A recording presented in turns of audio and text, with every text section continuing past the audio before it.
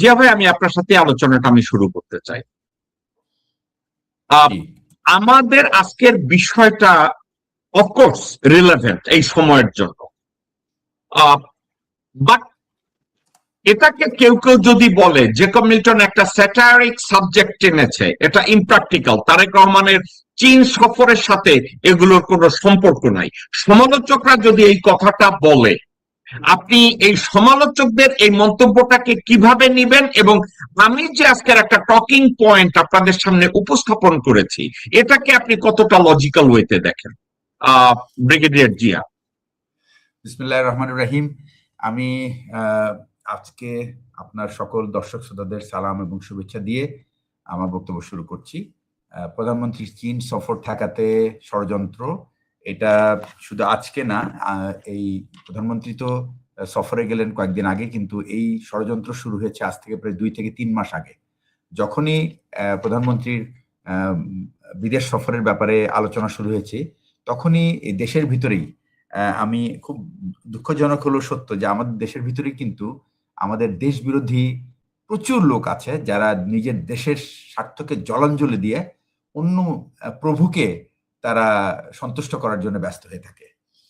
তো sorry to say, but I have to mention it, because যখন দেশের স্বার্থ যখন কেউ জলাঞ্জলি দেয়, তাকে চিহ্নিত করা এবং তার মুখোশ উন্মোচন করে দেওয়া অ্যাকচুয়ালি আমাদের কাজ। এই ব্যাপারে আমাদের রাগঢাক করে কথা বলার কোনো আর সুযোগ নেই। একটা স্বাধীন দেশ তার পররাষ্ট্রনীতি পরিচালনা করবে, নতুন সরকার এসছে, সে কোথায় যাবে না যাবে কমপ্লিটলি দেশের স্বার্থ, মানুষের স্বার্থ, দেশের মানুষের স্বার্থ, দেশের মান সম্মান এবং তার ইচ্ছা অনিচ্ছার উপরে নির্ভর করে। এটা কে খুশি হলো, কে দুঃখ পেল, কে কষ্ট পেল, তার জ্বালানি হলো না পোড়ানি হলো না, ইট ডাজ নট ম্যাটার।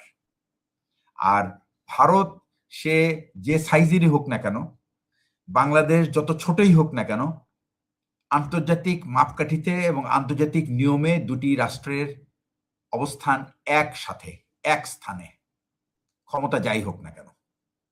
এই কথাটা যে দেশ ভুলে যাবে, কষ্টটা তার বাড়বে, এবং এই কষ্ট বাড়লে কিছু করার নেই, কারণ তাকে তাহলে বারবার মনে করিয়ে দিতে হবে যে সেই দেশে সে যত বড়ই ক্ষমতাবান হোক না কেন, তার অবস্থান ঠিক আন্তর্জাতিক মাপকাঠিতে বাংলাদেশের সমান, অথবা বাংলাদেশের থেকেও যদি কোনো ছোট দেশ থাকে, মালদ্বীপ, নেপাল, তাদের সমান।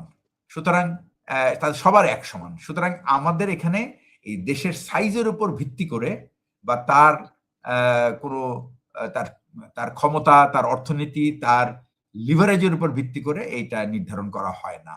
সুতরাং সেই দৃষ্টিকোণ থেকে আমি বলবো যে তারেক রহমান সাহেবের সরকার এবং তার নিজের যে সিদ্ধান্ত তিনি নিয়েছেন, এটা আমার মনে হয় অত্যন্ত একটা খুব যুক্তিযুক্ত সিদ্ধান্ত এবং একটা সঠিক উত্তর উনি দিতে পেরেছেন মানুষের সকলকে, যে দেশের স্বার্থ যেখানে জড়িত সেখানেই উনি প্রায়োরিটি দিয়েছেন এবং সেই অনুযায়ী উনি ওনার সফরসূচি সাজিয়েছেন। এতে কারো কোনো দুঃখ পাওয়ার কিছু নেই।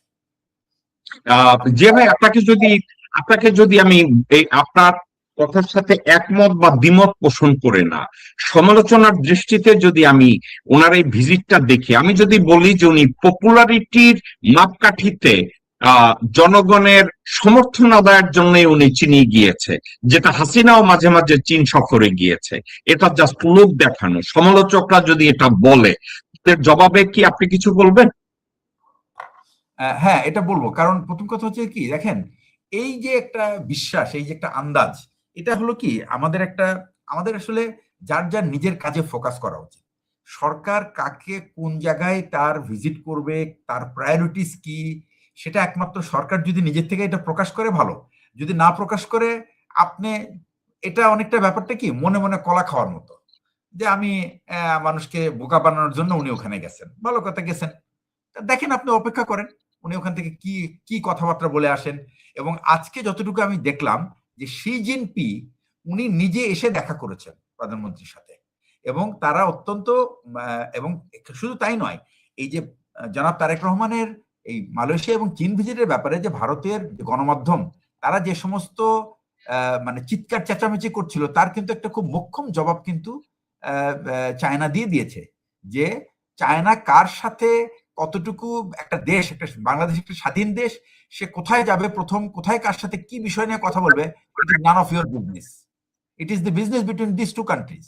এবং এই দুই দেশের মধ্যেই এটার যৌক্তিকতা আছে। এটা কেউ দুঃখ পেলে বা ব্যথা পেলে কিছু করে না, এবং এটা নিয়ে অহেতুক চিৎকার চেঁচামেচি করার কোনো কিছু নাই। এই কথাটা খুব স্পষ্ট করে জানিয়ে দিচ্ছে। আর একটা ব্যাপার জানতে হবে যে চায়না, এখন আমি এই কথাটা আমি অ্যাকচুয়ালি চায়নাকে নিয়ে এবং বাংলাদেশের আগামী পররাষ্ট্রনীতি কি হবে সেটার উপর আমার একটা ব্যক্তিগত রিসার্চ আছে। এবং আমি আপনাকে একটা কথা বলি, সেটা হলো যে আমেরিকা একটা সুপার পাওয়ার, কোনো ডাউট নেই, বাট সুপার পাওয়ার এবং সেই সুপার পাওয়ারের রেলিভেন্সি আমাদের সাথে কতটুকু সেটা আমরাই ঠিক করতে পারবো। এটা অন্য কাউকে বলে দেওয়ার প্রয়োজন, এবং আমরাই নির্ধারণ করতে পারবো যে আমরা কতটুকু এবং কোন ডিরেকশনে বা কোন দিকে কতটুকু ধাবিত হব অন্য অন্য দেশের সাথে সম্পর্ক করার ব্যাপারে। সবকিছুর মূলে কিন্তু একটা ব্যাপার সর্বাগ্রে, সেটা হচ্ছে রাষ্ট্রীয় স্বার্থ এবং জনগণের স্বার্থ। একটা জিনিস মনে রাখতে হবে যে বাংলাদেশের বা যে কোনো দেশের পররাষ্ট্রনীতি কিন্তু পরিচালিত হয় দুইটা জিনিস দিয়ে। একটা হলো রাষ্ট্রের স্বার্থ, দুই নম্বর হলো জনগণ কি চায়। বিকজ জনগণের চাওয়া কিন্তু ফরেন পলিসি অনেকাংশে ডিকটেট করে। ইফ নট, আই মিন এটা এরকম না যে সবসময় এটা ডিরাইভ করবে, বাট এটা একটা অনেক বড় একটা ফ্যাক্টর যে আমার দেশের মানুষ কার সাথে সম্পর্ককে তারা স্বাগত জানাচ্ছে বা তারা চাচ্ছে, এটা অনুধাবন করা একটা রাজনৈতিক দলের কিন্তু একটা প্রধান দায়িত্ব, এবং সেই অনুযায়ী তারা তাদের ফরেন পলিসি সাজানোর কথা। এখানে আমার দেখতে হবে যে আমার বেনিফিটটা কোথায়। একটা জিনিস মনে রাখতে হবে, ইরানের কাছ থেকে আপনার ভারত তেল কিনে, ভারতের সাথে ইসরায়েলের এখন দুইটা দেশ হলো তাদের বন্ধু দেশ, একটা হলো আমেরিকা আর একটা হলো ভারত। এছাড়া কিন্তু আর কোনো বন্ধু দেশ কিন্তু ইসরায়েলের এখন নাই আর। সুতরাং ইসরায়েলের এই বন্ধুত্ব থাকার পরেও যদি ইরানের সঙ্গে যদি সে তেলের চুক্তি করতে পারে, ইরান হলো শত্রু রাষ্ট্র ইসরায়েল এবং আমেরিকার জন্য। এটা তো ইন্ডিয়া তো তার রাষ্ট্রীয় স্বার্থ দেখছে এখানে, তো এটা নিয়ে তো কারোর কোনো মাথা ব্যথা নাই। তাহলে আমার কথা হলো যে আমার রাষ্ট্রের স্বার্থে যদি আমি চায়নার সাথে আমার সম্পর্ক গড়ার জন্য আমি অগ্রাধিকার দেই, মাথা ব্যথা হওয়ার কি আছে? আর তাছাড়া গত 54 বছর তো আমি দেখলাম যে আমার সো কল্ড বন্ধু রাষ্ট্রের সাথে আমার বন্ধুত্ব রেখে আমার কি 12টা বাজছে। আমার তো এখন আন্ডারওয়্যারও নাই। এতদিন তো আন্ডারওয়্যার পরা ছিল, 15 বছর তো আন্ডারওয়্যার ছিঁড়ে এনে চলে গেছে, and we are looking for underwear now. তো এখন রাষ্ট্রের আন্ডারওয়্যার পরার জন্য যদি তাকে চায়না যেতে হয়, তাহলে উই হ্যাভ টু, এটা লজ্জাস্থান ঢাকা আমাদের প্রাথমিক কর্তব্য। লজ্জা বলে এখন আমাদের কিছু নাই। তো সুতরাং এটা হলো রাষ্ট্রের প্রায়োরিটি। রাষ্ট্র যেখানে যাবে এবং সাধারণ মানুষ চায় যেটা, মানুষের মনোভাব যদি তারেক রহমান বুঝতে পেরেছেন, আমার মনে হয় সে কারণেই উনি ওনার সফরসূচি সেভাবে সাজিয়েছেন। চমৎকার বলেছেন হাসিন ভাই। জিয়া ভাইয়ের কথার মধ্যে 4-5টা দিক নিয়ে উনি আলোচনা করেছেন, এত গুছিয়ে বলেছেন। এই ভাই এত গুছিয়ে কথা বলার যোগ্যতা আমার নাই, কিন্তু উনি কি করেছেন, পিন সঠিক জায়গায় মেরেছেন। জিয়া ভাইয়ের প্রত্যেকটা কথাকে আমি পছন্দ করেছি। এক কফিনের কোন জায়গায় পিন মারতে হয় উনি ওখানেই মেরেছেন। গত 55 বছরে জিয়া ভাই বলছে আমার বন্ধু রাষ্ট্রের সাথে সম্পর্ক রাখতে গিয়ে পাশায় হাত দিয়ে দেখি আমার জাইঙ্গা পরনে নাই। এই কথাটাকে আমি তো এড়াইতে পারবো না। এখন একটা কথা, আপনি কি জানেন ভারতের মিডিয়ায় গতকালকের থেকে আজকের পর্যন্ত তারা কি বলেছে জানেন? তারেক রহমানের চীন সফর ব্যর্থ। ভারতের মিডিয়ায় তারা বলেছে ভারতের চীন সফর ব্যর্থ। আচ্ছা, কোন দিক থেকে ভারতের চীন সফর ব্যর্থ? এত ব্যাখ্যা। এই ব্যাখ্যার প্রথম কথা, চায়না কখনই ভারতের উপর দিয়ে এসে তিস্তায় কাজ করতে পারবে না, করতে দেওয়া হবে না। তারেক রহমানকে এটা করতে দেওয়া যাবে না। অর্থাৎ কি জানেন, আপনি ঢাকা মেডিকেল কলেজেই থাকতে হবে, আপনি অ্যাপোলোতে চিকিৎসা করাইয়া বাঁচতে পারবেন না। আবার বলছে লালমনিরহাটে চীনের কোন প্রকল্প সফল করতে দেওয়া হবে না। বাংলাদেশের সেনা প্রধান তাদের পক্ষে আছে। কে বলছে? ভারতের মিডিয়া। বাংলাদেশের সেনা প্রধান তাদের পক্ষে আছে লালমনিরহাটে চীনের পরিকল্পনা বাস্তবায়ন করা যাবে না। এখন একটা কথা মানুষ বলতে পারে, তারেক রহমানের চীন সফর ব্যর্থ। কেন ব্যর্থ? তারেক রহমান চীনে গিয়ে বলছে আমার কয়েক বিলিয়ন ডলার লাগবে আমার ইনফ্রাস্ট্রাকচার ডেভেলপমেন্টে এবং আমাদের সরকারকে অ্যাক্টিভ রাখার জন্য। একটা কথা, ধরেন চায়না আমাদের সাথে একমত হয় নাই, কিন্তু প্রত্যেকটা দেশের একটা পলিসি থাকে, সেই পলিসিটা হলো যে আমি অন্য একটা দেশের সাথে আমি সম্পর্ক বিল্ড আপ করে আমার এক্সিস্টেন্সকে আমি সাস্টেইন করাবো। চায়নায় যদি বলে তারেক রহমানকে, ওকে তারেক রহমান, আমি ইউনুস পরে $25 বেড ধরছি, আমি তোমার উপরে এখনো $25 বেড ধরবো না, তবে তোমার উপরে আমি $20 বেড ধরবো। অর্থাৎ $5 কম দিছে। ভারত করছে ওই $5 কম দেওয়া তারেক রহমানের ব্যর্থতা। আসলে কিন্তু এটা তারেক রহমানের ব্যর্থতা নাই। তারেক রহমানকে চীন যদি বলে আমরা তোমাকে ইভালুয়েট করব, এটা চীনের দোষ না। চীন have a independent foreign policy, Xi Jinping এটা বলতেই পারে। কিন্তু আমার কথা হলো, এটা তো পরের কথা, কিন্তু তারেক রহমান চীনে যাওয়ার আগে তার সামনে যে আবর্জনাগুলা ঢাইলা দিল, ইনক্লুডিং ত্রিবেদী, ইনক্লুডিং চৈতালির হিন্দু প্রদেশ, ইনক্লুডিং হামাস, ইনক্লুডিং 81 ফুটের রাম মূর্তি, টোটাল বিষয়টা আপনার কাছে কি মনে হয়েছে কর্নেল হাসিন? বিসমিল্লাহির রহমানির রহিম। আসলে খুব দুঃখ, 54 বছর আমরা ভারতে কিছু পাইনি। উল্টা আমাদের দাবি করা উচিত। 71 বছর আপনি জানেন, 71 সালের পরে, যুদ্ধের পরে যে হাসিন ভাই আপনার কানের এইটা খুলে, হাসিন ভাই আপনার কানের এইটা খুলে নেন, আমরা কিছু শুনি না।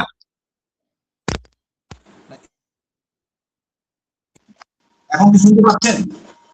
যে কিছুটা শুনতে পাচ্ছি, আগের চেয়ে এখন কিছুটা শুনছি।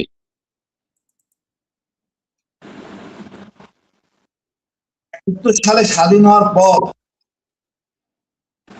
ভাই রিপিট হচ্ছে, আবার কথা রিপিট হইতেছে। আপনারটা ঠিক আছে, আমার কথা ফেরত আসছে। আপনি কি একটু অন অফ করবেন? অন অফ করে আসবেন, আপনি আবার একটু অন অফ করেন, আপনার কথা আমি মোটেও শুনছি না। ঠিক আছে, ঠিক আছে ভাই। ওকে জি ভাই, আমরা আলোচনাটাকে যদি এভাবে নেই, যারা বলছে তারেক রহমান যেই আকাঙ্ক্ষা নিয়ে চীনে গেছেন উনি ফেল করেছেন, তারেক রহমান অথবা তার ফরেন পলিসি টিম, উনি চায়নায় গেছে, ওনার এক্সপেকটেশন কি ছিল সেটা চায়না কিভাবে জানে? আমি আপনাকে একটা উদাহরণ দেই, আপনি জিয়া ভাই এটাকে ব্যাখ্যা করা আপনার জন্য আমার জন্য অত্যন্ত দুরূহ। যখন ফখরুল ইসলাম আলমগীরকে চায়না পাঠানো হইলো, আপনি কি জানেন সে চায়না যাওয়ার আগে ভারতীয় হাইকমিশনে গেছে এবং চায়নার থেকে ব্যাক কইরা উনি আবার ভারতীয় হাইকমিশনে গেছে। ওনার সাথে গোরখদক আব্বাস গেছে, ওনার সাথে মোহাম্মদ সালাম গেছে, ওনার সাথে আব্দুল আবাল মিন্টু গেছে এবং আমির খসরু গেছে। আচ্ছা জিয়া ভাই, আমাদের কি আর বুঝতে বাকি আছে যে বিএনপির দলীয় এক্সপেকটেশন ভারতের কাছে চায়নার কাছে কি ছিল? এটা ভারত কেমনে জানতে পারলো, কারা জানাইছে? এটা কি বুঝতে আপনার বা আমার কোনো বাকি থাকে? আমাদের প্রধানমন্ত্রী চায়না গেছে, তার এক্সপেকটেশন কি ছিল, এটা ভারত কেমনে জানতে পারলো? মানে এই কথাটাকে আমি আর আপনি যদি অনুমান করে বলি, প্রধানমন্ত্রী তার সফর সঙ্গে এবং তার এজেন্ডা কি, এটা তো ভারতের জানার কথা না, কারণ এটা তো কনফিডেন্সিয়াল, এটা তো সিক্রেট। তাহলে ভারত কেমনে জানলো? ভারতের মিডিয়া প্রধানমন্ত্রীর এক্সপেকটেশন নিয়ে কথা বলে। How does it sounds like? কাছে কি মনে হয়? আচ্ছা, প্রথম কথা হলো কি যে বাংলাদেশের কোনো মন্ত্রী ভারতের হাইকমিশনে ভিজিট করা হয় ইজ অ্যান এম্বারাসমেন্ট।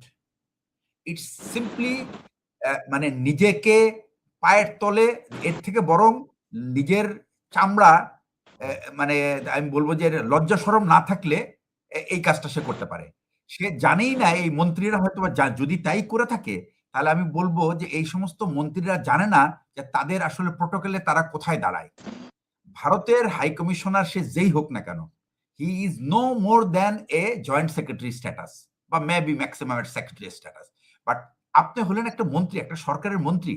আমি মনে করি রুলস অফ বিজনেসের আন্ডারে এই তারেক রহমান সাহেব প্রধানমন্ত্রীর দপ্তর থেকে সমস্ত মন্ত্রণালয়ে খুব স্পষ্ট এবং শক্ত নির্দেশ দেওয়া উচিত যে কোন রকম ফরেন এম্বাসিতে নো মিনিস্টার শুড ভিজিট, এবং যদি কোনো হাই কমিশনার বা কেউ ভিজিট করতে চায়, it should be formally requested to foreign ministry এবং দে শুড অ্যারেঞ্জ ইট।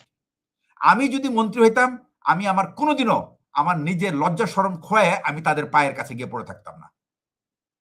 এর থেকে বোঝা যায় আপনি আমাকে যে উত্তরটা দিচ্ছেন, আই স্যালিউট ইউ, কারণ এটা আপনার ইন্টিগ্রিটি। এখন আমি যদি আপনাকে জিজ্ঞাসা করি, ভাই, do you believe that all political leaders of BNP or Awaमी League, they share the same integrity as you do? আপনার কাছে কি এটা মনে হয়? আচ্ছা, এখন আমি একটা তথ্য আমি আপনাকে দিই আজকে। যে আমি 2-3 দিন আগে আমি একজন ভদ্রলোকের সাথে দেখা হলো, আমি অ্যাকচুয়ালি নামটা উল্লেখ করতে চাচ্ছি না, এবং তিনি খুবই দুঃখের সাথে জানাচ্ছেন যে ওনার কাছে থেকে একজন জানতে চেয়েছেন যে একটা ভালো এমপি দেন যাকে আমরা পানি সম্পদ মন্ত্রী বানাতে চাই।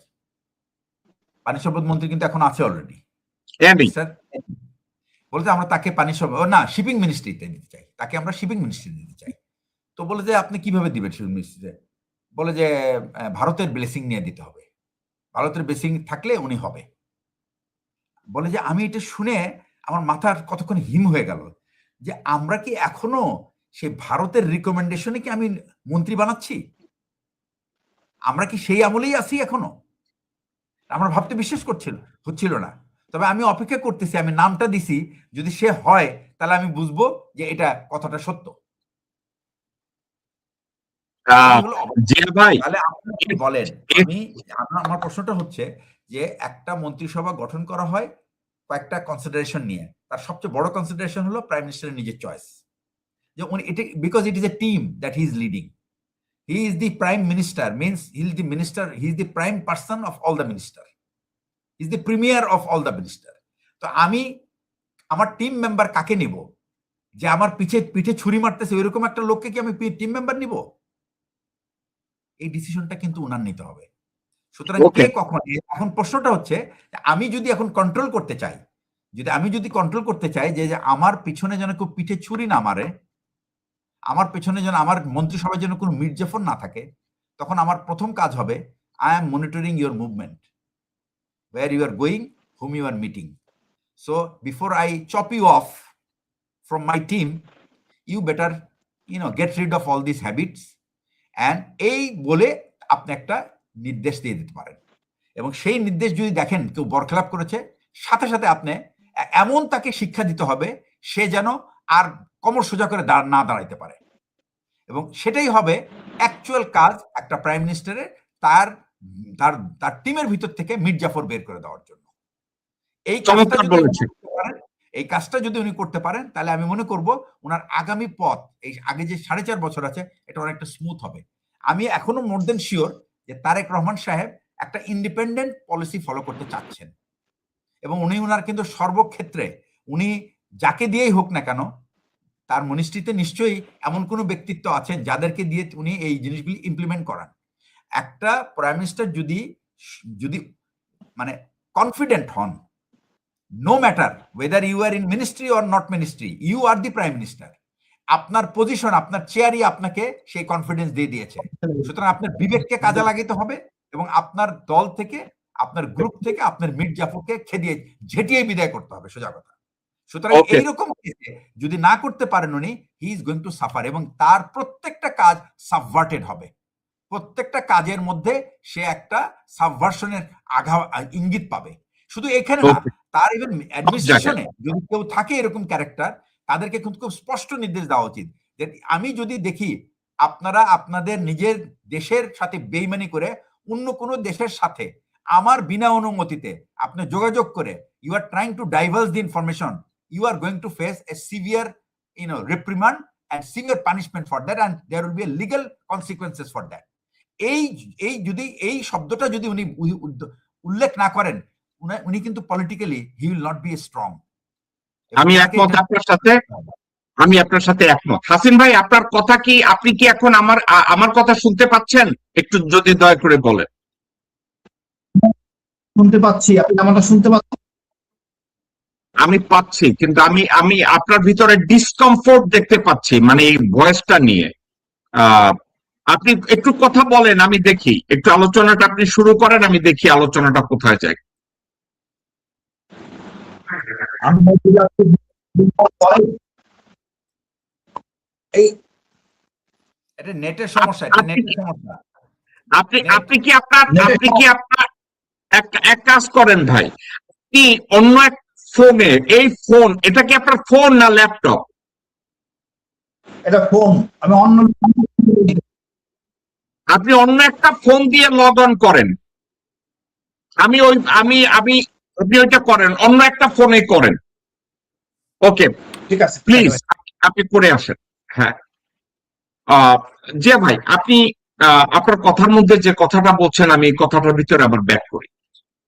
বাংলাদেশে উনি যদি বলে যে you are going to face a consequences if you are going to if you are going to fail to keep our confidentiality in regards to my policy or my government policy, আপনি আমাকে একটু বলেন, একটু আগে আপনি একটা কথা বলছেন যে তাইলে কি আমরা এখনো ওই যুগে আছি যে ভারতের আশীর্বাদে বাংলাদেশের মন্ত্রী হয়? জিয়া ভাই, একেবারে বুকে হাত দিয়া বলেন, সালাউদ্দিনের মতো লোক যেভাবে বিহেভ করে, আপনার আর আমার মধ্যে বা কারোর মধ্যে কি সন্দেহ থাকার কথা যে এ ধরনের লোকজনরা মন্ত্রী হয় ভারতের ব্লেসিং এ? আপনার আর আমার মধ্যে কি কোনো সন্দেহ থাকার কথা যখন আমির খচ্চর মাহমুদের মতো লোকজন মন্ত্রণালয় কন্ট্রোল করে, যেটা কি পজিশন? আরেকটা কথা, ভারতের সাথে আমাদের পানি নিয়ে বিভেদ বছরের পর বছর 1975 সাল থেকে এখন পর্যন্ত ওই মন্ত্রণালয়তে একজন ফুল মন্ত্রী দেওয়া হয় নাই, এবং যাকে দেওয়া হয়েছে সে কাজ করতে পারে না। সে হঠাৎ করে পানি নিয়ে কথা না বইলা সে এখন কথা বলে মসজিদের রাজনীতি নিয়ে। তো আপনার, আমার বা বাংলাদেশের জনগণের কারো কি সন্দেহ থাকার কথা যে ভারতই মূলত বাংলাদেশের বর্তমান সরকারকে নিয়ন্ত্রণ করছে? আমাদের কি কোনো সন্দেহ আছে? ব্যাপারটা হলো কি যে শোনেন, ভারত আমাদেরকে নিয়ন্ত্রণ করবে কি করবে না এটা কিন্তু সম্পূর্ণ ডিপেন্ডেন্ট ভারতের উপরে না, এটা ডিপেন্ড করে আমার উপরে। আমি যদি আমার কাপড়টা খুলে দেই তাহলে তো সে যা করার করবে, আর যদি আমি কাপড় না খুলি তাহলে তোর বাপের সাধ্য নাই কিছু করতে পারে, তাই না? তো আমার প্রশ্নটা হচ্ছে যে আমি যদি আমার কাপড় খুলে দেই তাহলে তো তো করবেই। জিয়া ভাই, বেয়াদবি নিবেন না। আপনার কি মনে হয় না মেঘালয় শিলং এ গিয়ে অলরেডি কাপড় খুলে ওখানে রেখে এসেছে? এটা তো আমি বলতে পারি না এখন, কারণ এটা তো একটা মানে এইটা আবার একটা ইনভেস্টিগেশনের ব্যাপার, তো এইটা আমি এখন বলতে পারছি না। তো ভাই এখন আপনি আমাকে ভাই জিয়া ভাই, আমাকে যদি বলেন, এক মহিলাকে জিজ্ঞাসা করা হয়েছে আপনি ধর্ষিতা হয়েছেন কিনা, আমি তো এখনো নিচে হাত দিয়া দেখি নাই। আরে ভাই, তোর ফিলিংস নাই, তোর নিচে হাত দেওয়া লাগবে, তুই রেপ হয়েছিস কিনা? এই সালাউদ্দিনের কথাবার্তা, সালাউদ্দিনের আচার আচরণ, সালাউদ্দিনের বডি ল্যাঙ্গুয়েজ, সালাউদ্দিনের ভণ্ডামি, এরপরে আপনার আর আমার, ভাই আপনি তো অত্যন্ত বিজ্ঞ, শিক্ষিত, সচেতন একজন বাংলাদেশের কৃতি সন্তান। আপনার তো নিচে হাত দিয়ে দেখার দরকার নাই যে আমরা ধর্ষিতা হয়েছি কিনা, পুঁজি হয়েছি কিনা। What is your feelings? আপনার কি মনে হয় না যে কাপড় অলরেডি খুলে দিয়ে আসছে? আমি এখানে আপনাকে একটা কথা বলতে পারি, সেটা হচ্ছে যে যাই থাকুক না কেন ভাই, বাংলাদেশে আর ভারতের পক্ষে ওকালতি করার রাজনীতি শেষ। এই দেশের মানুষ খুবই ভালো করে জানে। দেখেন, আমি আপনাকে বলি, একটা দেশের জনগণ যখন খুব সচেতন হয়ে যায়, তারা যখন বোঝে যে তাদের দেশকে কুরে কুরে খেয়েছে তাদের প্রতিবেশী বন্ধুত্বর নামে, সেই দেশের পক্ষে যখন আপনি ওকালতি করতে যাবেন, আপনাকে কিন্তু জনগণ কুরে কুরে খাবে না, গাপ করে খেয়ে ফেলবে। তো ওই দিন শেষ, আর ওই নিরাপত্তা উনি পাবেন না। উনি যে আশা করছেন যে ওনাকে নিরাপত্তা দিবেন, সেই নিরাপত্তা উনি পাবেন না। ওই দিন যা- শেষ। জিয়া ভাই আমি জিয়া ভাই আপনার কথাকে আমি অত্যন্ত পছন্দ করলাম, কথাকে আমি শুধু পছন্দ করলাম না, মনে মনে বলি আল্লাহ যেন আপনার কথাটাই সত্যি করে। কিন্তু কি কি এটা দেখেন না, চিহ্নিত ভারতের দালাল, চিহ্নিত খারাপ মানুষ, চিহ্নিত এবং প্রমাণিত হারামজাদা কুত্তার বাচ্চা, এদেরকে পদায়ন করা হচ্ছে। এর আমি কি দেখছি না? হ্যাঁ, হচ্ছে আপনি তো। বাংলাদেশ ব্যাংকের গভর্নরের পজিশনের দিকে তাকায় দেখেন, ইসলামী ব্যাংকের চেয়ারম্যানের পজিশনের দিকে তাকায় দেখেন, অর্থ মন্ত্রণালয়ের সেক্রেটারির দিকে তাকায় দেখেন, স্বরাষ্ট্র মন্ত্রণালয়ের লোকজনের দিকে তাকায় দেখেন। যারা চিহ্নিত ভারতের দালাল, যারা চিহ্নিত ভারতের পাঁচাটা দেশদ্রোহী, তাদেরকেই পদায়ন করা হচ্ছে। যে ভাই আমি আর আপনি কি এগুলো দেখছি না? হ্যাঁ, এখন কিন্তু কথা হচ্ছে যে আপনার তো যে আপনার যদি যে সর্ষা দিয়ে আপনি ভূত ছাড়াবেন, সেই সর্ষাতেই যদি ভূত থাকে, তাহলে তো আপনি ওকে না। ওকে ওকে জি আপনাকে আমার পয়েন্টটা হচ্ছে, প্রধানমন্ত্রী যদি বাংলাদেশ যদি সবার আগে এবং বাংলাদেশের স্বার্থ যদি প্রাইমারি হয়, তাহলে ওনার অনেক কিছু করার আছে। হ্যাঁ, আমরা জানি উনি হয়তো সবকিছু একবারে করতে পারবেন না, বাট উনি কিন্তু প্রতিদিনে he has to make a progress. কারণ যদি একদিন আপনি পিছিয়ে যান, এটা আমি আপনাকে একটা কথা বলি, আমার একটা ফোর্স কমান্ডার ছিল, হ্যাঁ, তো উনাকে জিজ্ঞেস করা হচ্ছিল, আমি ওনাকে জিজ্ঞেস করলাম, স্যার আপনি মোটিভেশন কিভাবে পান? মানে লোকটা ছিল একেবারে এতই কর্মঠ, এতই নিরলস এবং যে এত স্পিডি যে উনি মুখে বলার আগে উনি আদেশ নির্দেশ বের হয়ে যেত। How do you get this motivation?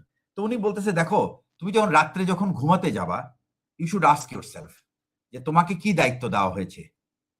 তুমি যদি একটা রাষ্ট্রের দায়িত্বে থাকো, তাহলে তুমি জিজ্ঞেস করবে নিজেকে, আমি আজকে আমার রাষ্ট্রের জন্য কি কাজ করলাম এবং রাষ্ট্রের জনগণের জন্য কি কাজ করলাম।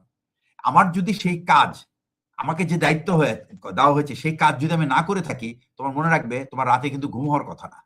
কারণ পরের দিনে তোমার কাজ দ্বিগুণ বেড়ে গেল। তোমার আগের দিনের কাজ এবং সেই আগামী দিনের কাজ, দুটো দিনের কাজ তোমার একদিনে করতে হবে। সুতরাং উনি যত দেরি করবেন এগুলি, তত উনার কিন্তু কাজের কিন্তু পাইল আপ হতে থাকবে। সুতরাং আমি মনে করি যে উনি প্রতিদিনে নিজেকে জিজ্ঞেস করবে যে আমি রাষ্ট্রের প্রধানমন্ত্রী, আমাকে মানুষ আস্থার সাথে আমাকে এই দেশটা পরিচালনার দায়িত্ব দিয়েছে একটা শর্তে, সেটা হলো বাংলাদেশ যেন মাথা উঁচু করে দাঁড়াতে পারে এবং বাংলাদেশ যেন স্বাধীনভাবে তার সমস্ত নীতি বা পলিসি ইমপ্লিমেন্ট করতে পারে। এক্ষেত্রে যেন কেউ আমার বাধা হয়ে না দাঁড়ায় এবং কেউ যেন জনস্বার্থের বিরুদ্ধে কোনো কিছু না করতে পারে, এটাই তার দায়িত্ব। এবং এই দায়িত্বটা উনি প্রতিদিন রাত্রে ঘুমানোর আগে নিজেকে জিজ্ঞেস করা উচিত এবং জিজ্ঞেস করে যদি এটার উত্তর উনি হ্যাঁ সূচক পান, তাহলে উনি উনার দিনের কাজটা করেছেন। এটার উত্তর যদি না সূচক হয়, তাহলে পরের দিনে কিন্তু ওনার দায়িত্বটা আর এক গুণ বেড়ে গেল। তো সুতরাং উনি যত এটা দ্রুত করবেন, যত দ্রুত এই প্রশ্নটা নিজেকে করবেন ঘুমানোর আগে, তত দ্রুত উনি কাজগুলি সমাধান করতে পারবেন এবং ঘুম ওনার ভালো হবে। আর তা না হলে ওনার ঘুম ভালো হবে না।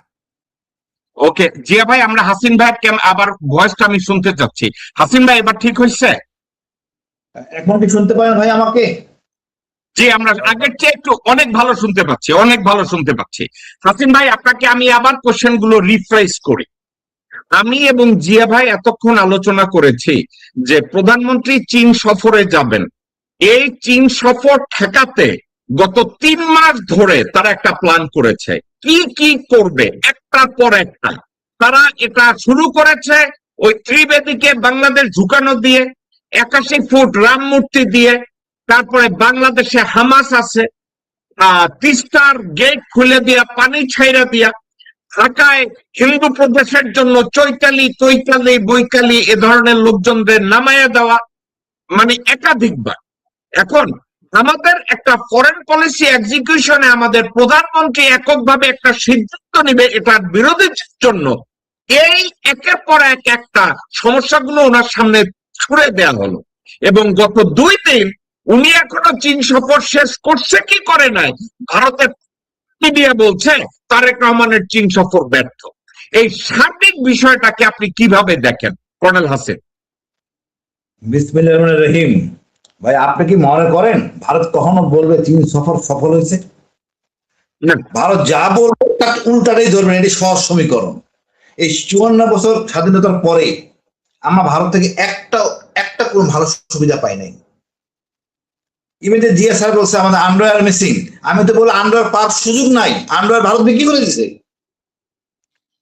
আমাদের অবস্থা এমন পর্যায়ে গেছে, আমরা বলি স্বামী স্ত্রীর সম্পর্ক, আর স্বামী স্ত্রীর সম্পর্ক তো দেশে সেনাবাহিনীর দরকার নাই, আলহামদুলিল্লাহ ভাঙে দেয় নাই।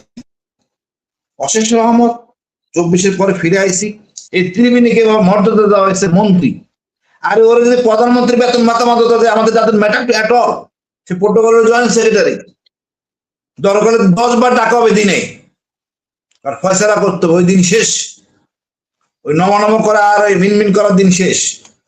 আমি মনে করি প্রধানমন্ত্রী একটা চমৎকার কাজ করছেন, যেটা খালেদা জিয়া করেছিলেন। 63 ডিস্ট্রিক্টে বোমা ফোটানো হয়েছে জেএমবি দিয়া, ওটা ভারতের প্রজেক্ট। মহান আল্লাহ শুক্রিয়া, 3 বছরে কোনো প্রজেক্ট কাজে লাগে নাই। না লাগার তো কথা ভাই, পুরো বাংলাদেশ এন্টি ইন্ডিয়ান হয়ে গেছে। এখন উনি ওই বেটা এখন বলছে আবার টুরিস্ট ভিসা, তা আমরা এই রেগেস্টে কাজ করব? ভারতের মুসলমানের নিরাপদ না, আমি আবার টুরিস্ট হিসেবে কেমনে যাই? হোসেন ভাই, একটা জিনিস আপনি খেয়াল করেছেন, দীনেশ ত্রিবেদীর সাথে ভিসা নিয়ে কথা বলার জন্য দাঁড়িয়ালা একটা লোক এবং হিজাব করা একটা মহিলাকে খুঁজে বের করা হলো। এটা কি? আর কোন লোক খুঁজে পায় নাই, দাঁড়িয়ালা এবং হিজাব করা। না, এই সব কর্মকাণ্ড হলো অসৎ, আমাদের মধ্যে বিতর্ক সৃষ্টি করা। আমাদের গোয়েন্দাদের উচিত এই ত্রিবেদীর সকল আচরণ গতিবিধি মনিটর করা এবং কন্ট্রোল করা। ইচ্ছা মতো যেখানে সেখানে যাইতে পারেন না। আপনার যেটা আলোচনার মধ্যে আনতেছিলাম আমাদের দলের মধ্যে, যে একটা রাষ্ট্র দূতাবাস এত থাকার দরকার নাই, উই মাস্ট কন্ট্রোল। আমাদের এমন কিছু পাই না যে ভারত থেকে আমাদের দায়িত্ব হবে আনতে হবে, এত মহব্বত নাই। ভারতের মুসলমানরাই এখন ভারতের বিপজ্জনক। আমি যে আবার নিজের বিপদ আমি আনবো কেন? যারা সুশীল তারা যাক, সাধারণ জনগণ যাওয়া উচিত না। আর আমি খুবই খুশি বা মানে বলবো যে বিএনপির কাছে এতটা পাবো আশা করি নাই। এই চীন সফর, এটা তো আসলে ভারত চিন্তাই করতে পারে নাই। প্রথমে আইসা ভারতে যাবে, কলামোলা খাবে, ঘোরাশোনা করে, এই কত রকম তাদের প্রত্যাশা থাকে। আমি স্বাধীন করে দিছি, এই দেশ তো আমার। এই যে মানসিকতা ভারতের পরিবর্তন করতে হবে। আমরা তার রাজ্য না, আমরা ঘুরে দাঁড়াতে মাথা উঁচু করতে হবে। আর আমাদের এখন মনে হয় বিএনপি অনেক ঘুরে গেছে এবং আস্তে আস্তে ঘুরবে, ইনশাল্লাহ রাইট ট্র্যাকে আসবে, এটাই দরকার। আর ভারতকে ভয় পাতে ভাই কিছুই নেই। আমি তো বললাম আমরা এক জাতির দেশ, যেই দেশের বাঙালি হলো গিয়ে আপনার 98+%, সেই দেশে তো ভয় পাওয়ার কিছু নেই ভারতকে। ভারত কি করতে পারে? লালমনিরহাটে আসতে দেবে না, ওর বাপের জায়গা নাকি? এটা আমাদের জায়গা। দরকার লালমনিরহাট বর্গা দেবো চীনকে। আর ওই শমশেরনগর এয়ারপোর্ট আছে সিলেটের, ওটা খালি পড়ে আছে, দেবো পাকিস্তানকে। আমাদের ইচ্ছা, আমাদের ডিজায়ার, আমাদের সার্বভৌমত্ব। ভারত থেকে জিজ্ঞেস করে আমার সার্বভৌমত্ব নিশ্চিত করবো না। ভারতের সব জিনিস ভেজাল। আমাদের কিছু অস্ত্র ছিল 9mm কার্বাইন, গুলি করলে বাইরে হয় ইচ্ছা মতো, নাও বাড়াইতে পারে, বিপদ। ওর সব জিনিসের মধ্যে ভেজাল। আমাদের যতখানি ক্ষতি করছে আওয়ামী লীগ, আর কোন রাজনৈতিক দল এত ক্ষতি করে নাই। এখন একটু সময় লাগবে, আমাদের ভয়টা কেটে যাক, ইনশাল্লাহ কেটে যাবে। চীন থেকে ঘুরে আসার পর আমরা সবকিছু আস্তে আস্তে পরিবর্তন করবো, তিস্তাও করবো, পদ্মাও করবো, দেখবেন সোজা হয়ে যায় ভারত, ইনশাল্লাহ। ওকে, হাসিন ভাই, একটা কথা আমি আপনার কাছে একটা কথা জানতে চাচ্ছি, সেটা হচ্ছে এই, তারেক রহমান বিদেশে অর্থাৎ চায়না গেছে, চায়নায় ওনার এজেন্ডা কি কি? এটা একটা কনফিডেন্সিয়াল। একটা সরকার প্রধান বিদেশে গেলে কোন কোন বিষয়ের উপরে কথা বলবে চীনের পররাষ্ট্র মন্ত্রণালয় এবং প্রধানমন্ত্রীর সাথে, এটা একমাত্র তারেক রহমানেরই জানার কথা। ভারতের মিডিয়া একেবারে লিস্ট ধইরা একটার পর একটা তারেক রহমান কি চাইবে এগুলো জানে, এবং এগুলো এমন ভাবে বলে হুবহু মনে হয় তারেক রহমানের যে কাগজ বা কম্পিউটারের স্ক্রিনশট নিয়ে ওখানে ছাপায়। এটা কেমনে ছাপাইলো, কেমনে জানে এগুলো? ভাই আপনি দেখেন, প্রধানমন্ত্রী লাল টেলিফোনে তার কেটে ফেলছে। আমার রক্তে ভারতের চর আমার দেশে। এই চরের জন্য আপনি এটা বলছেন গুপ্তচর বিচার, সেটাও তখন হয় না। এর দরকার তো এই গুপ্তচর গুলি ধরতে পারলে, কয়েকটা প্রকাশ্যে ফাঁসি দিলে সব শুধু হয়ে যাবে। বিকজ প্রত্যেকটা রন্ধে প্রত্যেক ডিপার্টমেন্টের মধ্যে রয়ের লোক, এরাই এই কাজগুলো করে, সম্পূর্ণ কপি দিয়ে দিয়েছে, এই নিয়ে আলোচনা হবে, তারা কাউন্টার ন্যারেটিভ করতেছে। আমি এই জন্য বলি, ভারত যাই বলবে তার উল্টা করবেন, এটাই হলো সমাধান, এছাড়া আর কিছু করার নাই। ধন্যবাদ ভাই। না হাসিন ভাই, আপনাকে আমি একটু বলি আপনাকে, এটা কষ্টের কথা। আমি আর জিয়া ভাই আলোচনা করেছি, আমি আবার জিয়া ভাইয়ের কাছে যাব। হাসিন ভাই, আপনার মনে আছে কিছুদিন আগে শামসুজ্জামান দুদু আরো বিএনপির কয়েকজন যুব দল নেতা এরা চায়না গেছে? আপনি শুনছেন চায়না গেছে? ওকে, আপনি কি জানেন তারা চায়না যাওয়ার আগে ভারতীয় হাই কমিশনে ভিজিট করছে? এবং এটা লজ্জাজনক, কেন ভারতীয় ভাই শুধু যাওয়ার আগে, চায়না যাওয়ার আগে তারা ভারতীয় হাই কমিশনে গেছে, এবং আরেকটা মজার কথা, ওইখান থেকে ব্যাক করে পুনরায় তারা ভারতীয় হাই কমিশনে গেছে। আমাকে একটু আপনি বলেন তো কেন জানেন? মির্জা ফখরুল ইসলাম আলমগীর যখন চায়না গেল, যাওয়ার আগে ভারতীয় হাই কমিশনে গিয়ে ব্রিফ করে আসছে যে ভারতের কি কি এজেন্ডা আছে, কিভাবে এটাকে ব্যাখ্যা করবে। As a matter of fact Mirza Fakhrul Islam আলমগীরকে ডিক করা হয়েছে যে তোমাদের কনভারসেশন গুলো এইরকম হবে। এখন শামসুজ্জামান দুদুর মতো অপরিপক্ক, অদূরদর্শী একটা হারামজাদা টাইপ লোক যদি লোকজন নিয়ে চায়না যাওয়ার আগে ভারতীয় হাই কমিশনে যায়, তার মনে হয় কি শামসুজ্জামান দুদুরে ডিকটেট করা হয়েছে না? মির্জা ফাকের মতো লোকজনের যদি তারা ডিকটেট করে, তাইলে তারা এভাবে গেছে। এখন অনেকে মনে করে তারেক রহমানের পাশে যে হুমায়ুন কবির নামক একটা অশিক্ষিত বর্বর এবং কুত্তা আছে, যে নিজেকে শিক্ষিত দাবি করে। জিয়া ভাই এবং হাসিন ভাই, আপনাদের দুইজনরে বলি হুমায়ুন কবির সম্পর্কে। সে বলছে সে ফরেন পলিসিতে অক্সফোর্ড না ক্যামব্রিজ থেকে পাশ করছে, ইন্টারন্যাশনাল রিলেশনে। জিয়া ভাই এবং হাসিন ভাই, আমার নাম জেকব মিল্টন, আমি নিজে ক্যামব্রিজে যখন যোগাযোগ করে বললাম ইন্টারন্যাশনাল স্টাডিজে 1993, 94, 95, 2000, 2018, 19 পর্যন্ত এই নামে কেউ অ্যাডমিশন নিছে কিনা, পাস করছে কিনা, তারা 2009 সালে একটা অ্যাডমিশন দেখে, কিন্তু কোনো লেখাপড়া দেখে না, কোনো অ্যাটেন্ডেন্স দেখে না। আর যেই বছরে হুমায়ুন কবির পাশের কথা বলে, ওখানে পাস দূরে থাক, ওই পরীক্ষাই ওই বছর হয় নাই।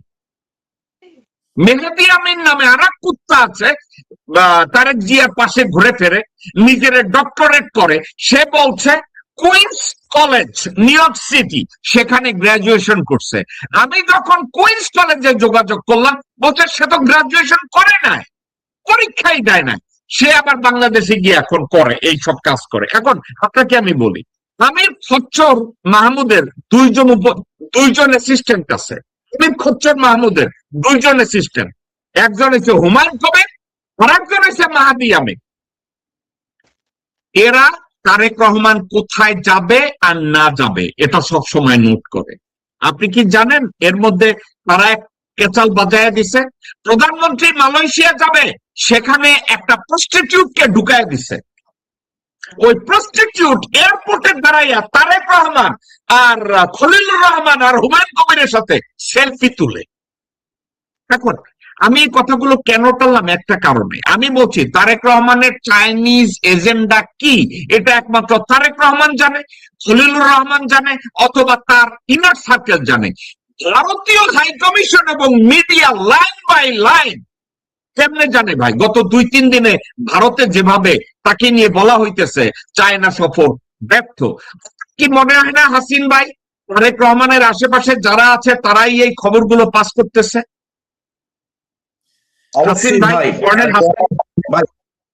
ভাই তারেক রহমান উচিত হবে এই কাজগুলো করছে তাদের আইডেন্টিফাই করে আইনে দেওয়া না এবং বিএনপি থেকে সরে রাখা। এদের উপর আস্থা রাখে আমরা দেশ চালাতে পারবো না, দেশ আগাইতে পারবে না। আমরা ভারত থেকে বেরিয়ে আসতে যাচ্ছি, তারা আমাদের ভারতের মধ্যে ঢুকাচ্ছে, জনগণের সাথে গাদ্দারি।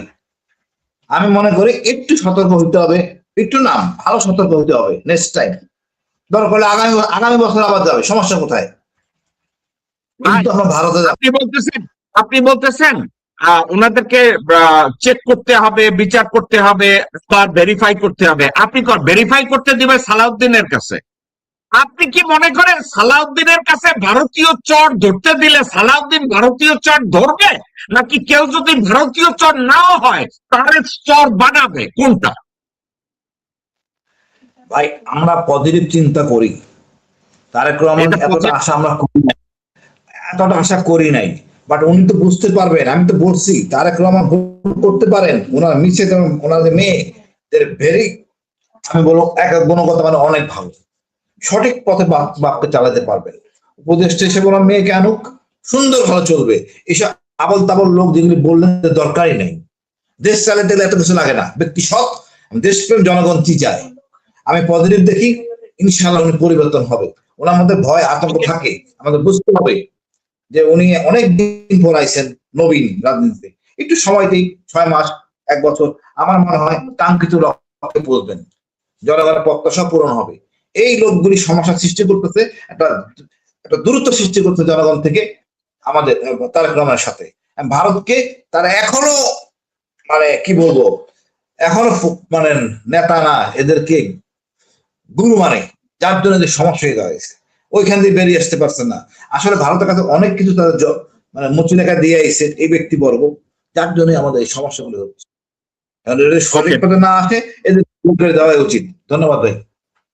ওকে, ব্রিগেডিয়ার জি, আপনাকে আমি জিজ্ঞাসা করি, কর্নেল হাসিন বলছে যে ভারতীয় চরদেরকে ধরার জন্য ইনভেস্টিগেট করা উচিত। তো ইনভেস্টিগেট কে করবে?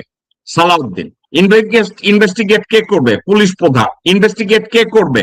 কয়সার রশিদ চৌধুরী, ডিজিএফআই। ভাই, এদের কাছে ভারতীয় চররে ইনভেস্টিগেট করতে দিলে যে ভারতীয় চর না, উল্টা তো তারে আরো চর বানাবে। এরা কি আসলে ইনভেস্টিগেট করবে? আমি যেই নামগুলো বললাম, জিয়া ভাই। ইনভেস্টিগেট করবে কিনা সেটা তো অ্যাকচুয়ালি দায়িত্বটা দিলে তখন বোঝা যাবে। কিন্তু তার আগে আমি আপনাকে একটা কথা বলি, যে সেটা হলো যে আপনি যে বললেন যে ভারতীয় মিডিয়া মানে মিডিয়া বিভিন্ন রকম প্রপাগান্ডা করেছে, ব্যর্থ হয়েছে। আমি আপনাকে বলি, বাংলাদেশের মোট 15টা থেকে 17টা ডকুমেন্ট সাইন হওয়ার কথা চায়নার সাথে, তার মধ্যে 13টা হলো আপনার সমঝোতা স্মারক, 2টা চুক্তি, একটা ওয়ার্কিং প্ল্যান এবং একটা প্রোটোকল। এটাই হলো এবারের এজেন্ডা। এবং এর মধ্যে আছে যেটা, সেটা হলো মংলা বন্দরের আধুনিকায়ন, যেটা অলরেডি যে চায়না ইন্ডিয়ার কাছে ছিল, সেখান থেকে সেটাকে ডিলিঙ্ক করা হয়েছে, করে এই দায়িত্বটা চায়নাকে দেওয়া হয়েছে। এটা হলো প্রথম মানে চপটাঘাত।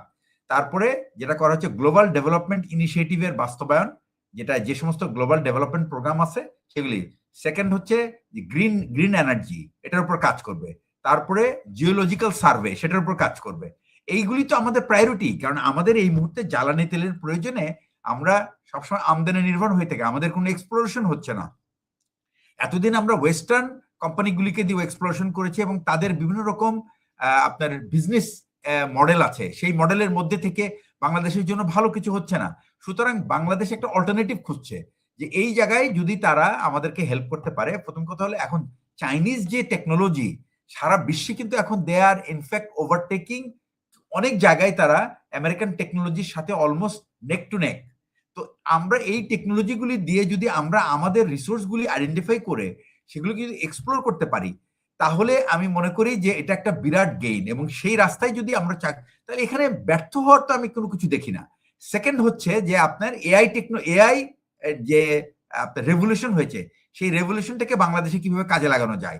এবং আরো জানতে চেয়েছে তারেক রহমান সাহেব, যেটা জানতে চাচ্ছেন যে তারা যে র্যাপিড ইকোনমিক ডেভেলপমেন্ট করলো, এই র্যাপিড ইকোনমিক ডেভেলপমেন্টের মডেলটা আমরা বাংলাদেশে অ্যাপ্লাই করতে পারি কিনা। তো এইগুলিতে আপনার ভারত তো খুশি হওয়ার কথা না, সে তো একটু প্রপাগান্ডা করতেই থাকবে যে তো এই বিষয়গুলি যখন আলোচনা হয়, তখন তো আমার মনে হয় না যে এই ভিজিট কোনোভাবেই এটাকে ব্যর্থ বলা যেতে পারে।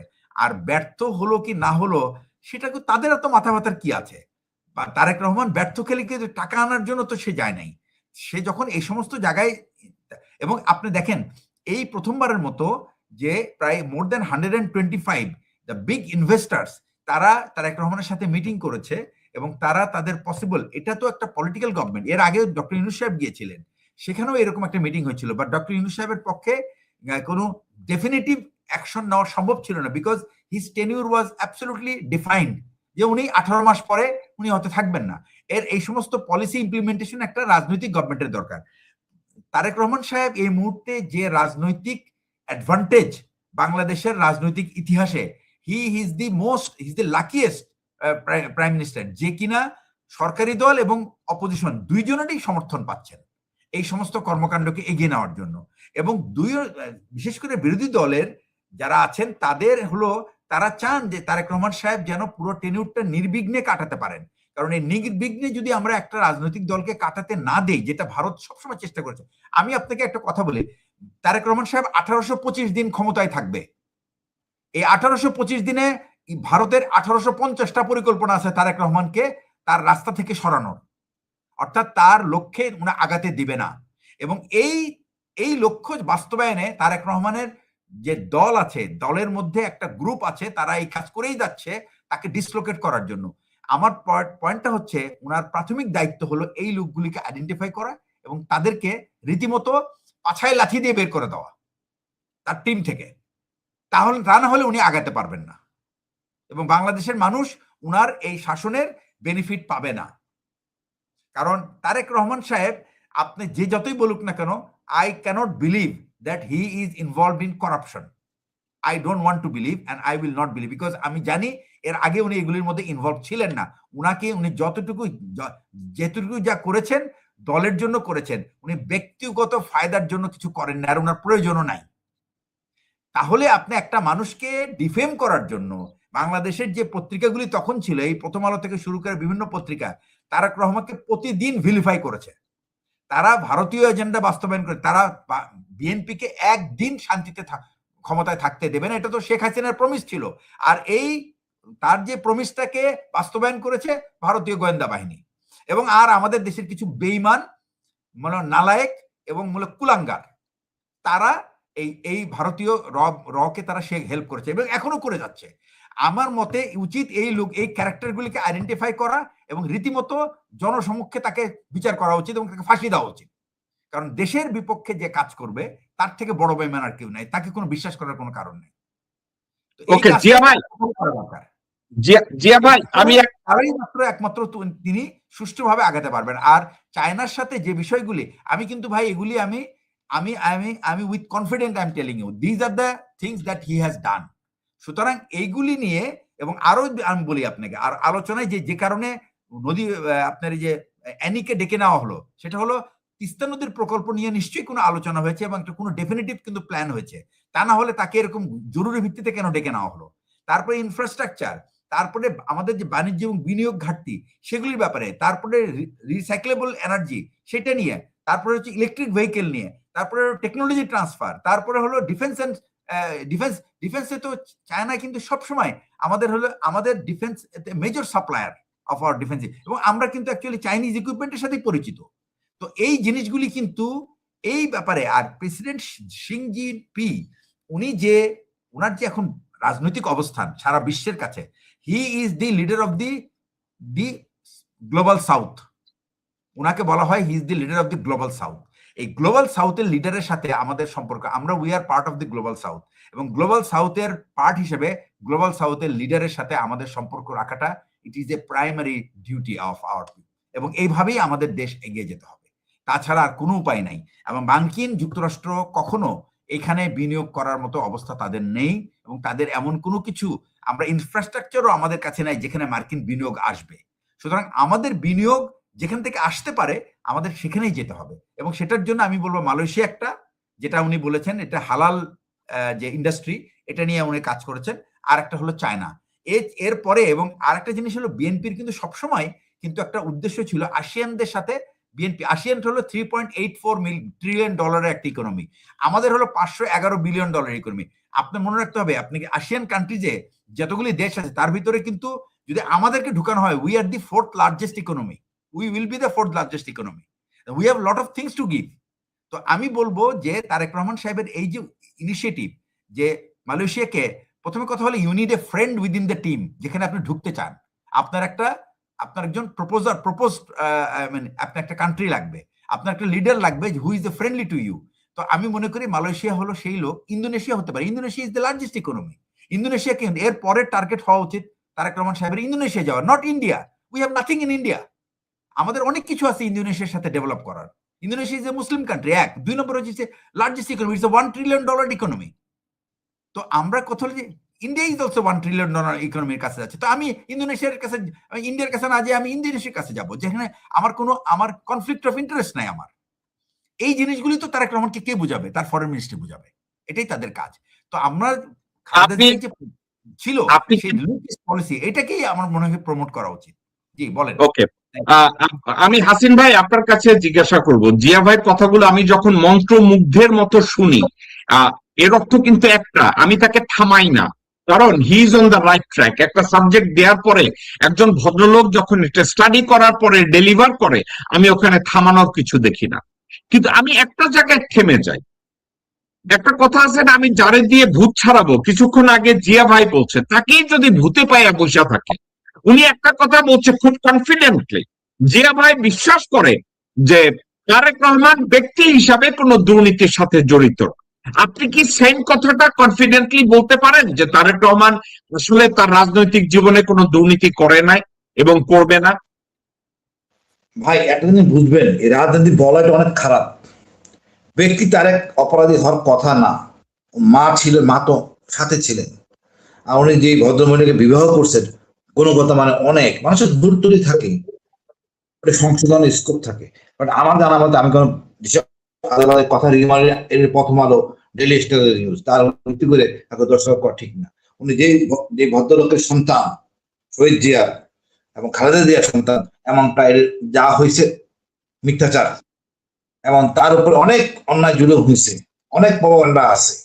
আমি মনে করি উনি রাইট ট্র্যাকে আছেন। আমি বললাম ওনার যে পরিবার, ওনার যে মেয়ে, ওনাকে রাইট ট্র্যাকে নেবেন।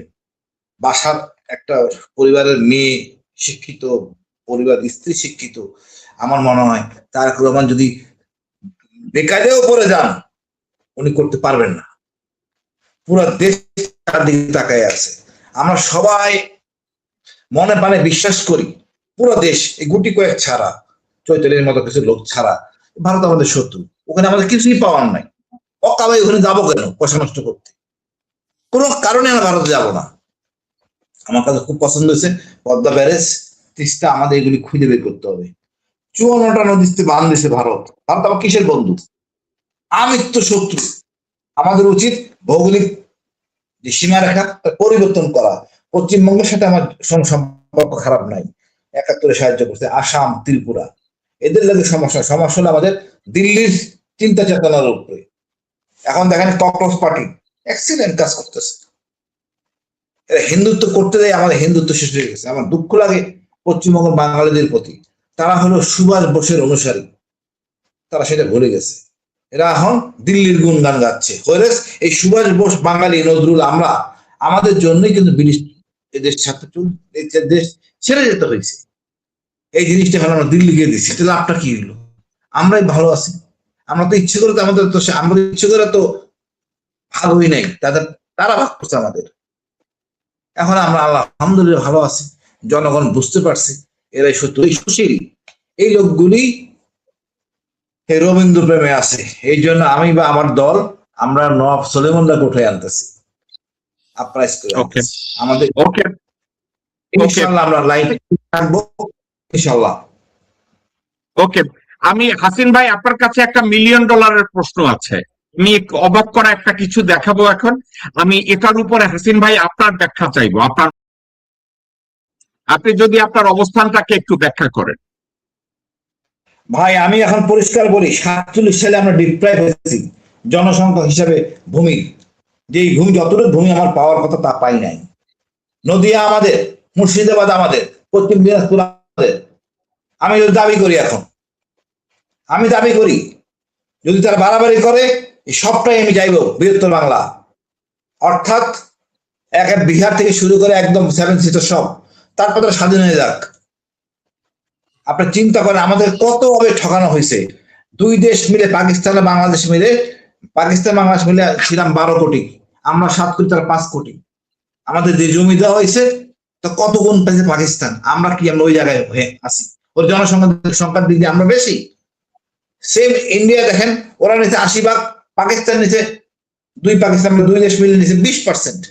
এটা তো সমমূল্যায়ন হয় নাই, ঠিক মতো ভাগ হয় নাই। আমাদের দাবি করা উচিত। আমাদের অনেক জমি, যেমন আমরা আন্দামান পাইতেই পারি, আন্দামানের লোকজন আমাদের ছিল, নোয়াখালী এবং ফরিদপুরের, যাদেরকে বিচার করে হিন্দু জাস্টিসরা ওখানে কালাপানিতে পাঠাইছে। আমরা দাবি করা উচিত। আমি অনেক মানে এগুলিতে আমাদের অন্যায় করা হয়েছে আমাদের প্রতি। এই 71 সালে স্বাধীনের পরে যেই পরিমাণ সম্পদ ভারত নিয়ে গেছে তার দাবি করা উচিত সরকারের, এগুলি ফেরত দাও। তবে হিল ট্যাক্সে তুমি গ্যাঞ্জাম করছো, এত লোক মারা গেছে, ক্ষতিপূরণ দাও। এত সব বাঙালি মুসলমান বাঙালিদের তুমি সীমান্তে মারছো, ক্ষতিপূরণ দাও। আমি তো এগুলি নিয়ে চিৎকার দিব, কোন ছাড় নাই। আমরা শান্তির বিশ্বাসী, কিন্তু অশান্তি করলে কাউকে ছাড় দিব না ভাই। ওকে, ব্রিগেডিয়ার জিয়া ভাই, আমি এই ভদ্রলোক একটা প্রশ্ন করছে, আপনি যদি এটার উপর একটা মন্তব্য করেন। হ্যাঁ, আমরা তো ওনার কাছে প্রশ্ন, আমরা স্বাধীন বাংলাদেশি কিনা। আমরা তো অবশ্যই স্বাধীন। আমরা শুধু কাগজে স্বাধীন হতে চাই না, আমরা চাই সত্যিকার স্বাধীন। এবং আমার মনে হয় তারেক রহমান সাহেবের এই প্রথম পদক্ষেপ আমাদেরকে দেখায় দিচ্ছে যে আমরা সত্যিকার ভাবে স্বাধীন। আমি আজকে নামাজ পড়তে পড়তে একটা জিনিস আমার মাথায় আসছিল বারবার, যে এই যে ত্রিবেদী সাহেব, আপনার অ্যাকচুয়ালি সাবজেক্ট ম্যাটার নিয়ে আমার মাথায় হঠাৎ করে চলে আসছে। যে ত্রিবেদী সাহেব যে বলল যে আমরা বাংলাদেশ আর 140 আর 20 কোটি যদি এক হয়ে যায় ভালো কথা। আসলে তখন আমি চিন্তা করি যে যারা নাকি এই প্রোগ্রামের পক্ষে যারা ওকালতি করছেন, তাদের অবস্থানটা আসলে তখন কি হবে?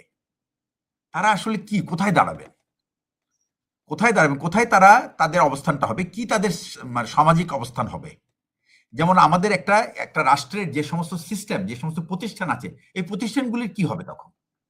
উনি যে এই যে একটা প্রস্তাব নিয়ে আসছেন, এবং এখন আপনি একটা যে ত্রিবেদী সাহেব কয়েকদিন কে জানি বললো যে তাকে মন্ত্রিত্ব স্ট্যাটাস। আমি আপনাকে একটা কথা বলি, এই মন্ত্রিত্ব, এই যে স্ট্যাটাসের ব্যাপারটা, এটা কিন্তু is only for protocol. It does not stop আস। এই যে ফরেন মিনিস্ট্রি তাকে ডাকতে পারবে না, ইম্পসিবল। এখানে প্রাইম মিনিস্টারকে যদি বসায় দেয়, মোদি সাহেবও যদি বলে যে আমি হলাম হাই কমিশনার, স্টিল আমি আপনাকে বলি, still the secretary can call, secretary chief of protocol can call, not even minister. সে যতই বলে মানে যেই বাহাদুর হোক না কেন, মন্ত্রী বাহাদুর হোক আর যেই হোক না কেন, the protocol, Geneva protocol says that আপনার দেশ যদি এমন কোনো কর্মকাণ্ড করে থাকে, সেটা হলো পরের দেশের স্বাধীনতা সার্বভৌমত্বের জন্য বিব্রতকর এবং হুমকি স্বরূপ, তাহলে সেই এবং এমন কোনো মিসকন্ডাক্ট যেটা একজন ডিপ্লোম্যাটের কাছ থেকে আশা করা যায় না, সে আপনার মন্ত্রী পদের হোক আর উপমন্ত্রী হোক আর প্রধানমন্ত্রী পদে হোক, তাকে even chief protocol can call and submit, give him an explanation, তাকে জানাইতে পারে। সুতরাং এটা দিস পার্টিকুলার স্ট্যাটাস, সে যাই হোক না কেন, it is only for the protocol, রাষ্ট্রাচার। সে সিরিয়ালে কোথায় দাঁড়াবে এটার জন্য, এটা তাকে এই ইমিউনিটি দেয় না। ওকে, জিয়া ভাই, হাসিন ভাই এবং আমাদের আজকের লাইভে আপনারা জেনে থাকবেন, মাশাআল্লাহ অনেক লোকজন এই মুহূর্তে আমাদের কথা শুনছে। আমি সবার উদ্দেশ্যে একটা বিষয় শেয়ার করি। কোন এক সোশ্যাল মিডিয়ায় কোন এক মাগি টাইপ একজন মাগি, 2 পয়সার মাগি, গতকালকে না পরশুদিন ব্যাখ্যা করছে এই দীনেশ ত্রিবেদীকে মন্ত্রীর পদমর্যাদা দেওয়ায় বাংলাদেশের পররাষ্ট্র মন্ত্রণালয় তাকে তলব করতে পারবে না, এই ধরনের একটা বক্তব্য দিচ্ছে। এখন আমি দেশবাসী এবং দর্শক এবং আপনারা দুইজন আমি শেয়ার করি, আপনারা কি জানেন একজন আমেরিকান প্রেসিডেন্ট উনি হোয়াইট হাউস ছাইরা যাওয়ার পরে উনি আবার কংগ্রেসম্যান হয়েছিল, এবং উনি যখন কংগ্রেস হয়েছে উনি আবার কংগ্রেসে ব্যাক করছে। আপনি নিজে চিন্তা করতে পারেন, আমেরিকান প্রেসিডেন্ট হোয়াইট হাউস ছেড়ে যাওয়ার পরে উনি আবার কংগ্রেসম্যানের ইলেকশন করছে, এবং ওই ইলেকশনে উনি জিতটা উনি কংগ্রেসে গেছে। এখন কংগ্রেসে যাওয়ার পরে জিয়া ভাই এবং হাসিন ভাই, আপনারা কি জানেন এখন ওনারা সবাই মিস্টার প্রেসিডেন্ট ডাকা শুরু করছে। আপনি কি জানেন ওই প্রেসিডেন্ট তাদেরকে কি বলছে? প্রেসিডেন্ট তাদেরকে বলছে, do not call me mister president, call me congressman. এবং ওই প্রেসিডেন্টের নাম ছিল জন কুইন্সি অ্যাডাম। জন অ্যাডামের ছেলে এবং আমেরিকার 6ষ্ঠ প্রেসিডেন্ট।